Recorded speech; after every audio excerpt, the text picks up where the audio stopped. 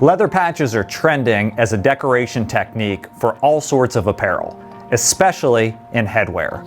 In this video, I'm going to show you how to heat apply a leather patch onto a hat with the Hotronix 360 IQ hat press. We'll head over to Hotronix and I'll walk you through the process. Get started by loading your hat onto the press. If possible, flip the sweatband out. Once that's into place, all you're going to do is position your leather patch.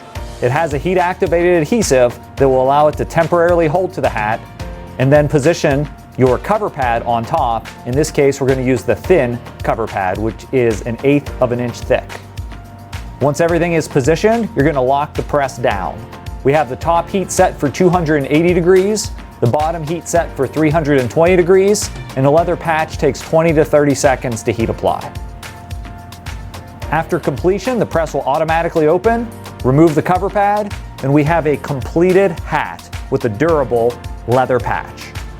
We see leather patches trending because they're great for branding on any item. On the Hotronix 360 IQ, we can brand any location, whether that's a front placement over a seam on a 6-panel cap, or even being able to rotate the hat and print on the back. It's all possible.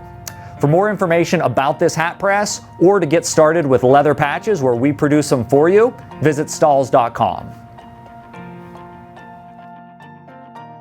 Hey, my name is Josh Ellsworth and I'm one of the Stahls TV educators. I'm going to encourage you to subscribe to our channel. If you like the video content that you just watched, we publish it all the time. I've been creating YouTube videos for over 10 years, helping aspiring apparel decorators or apparel decorators like you to grow and expand your business. Thanks for watching.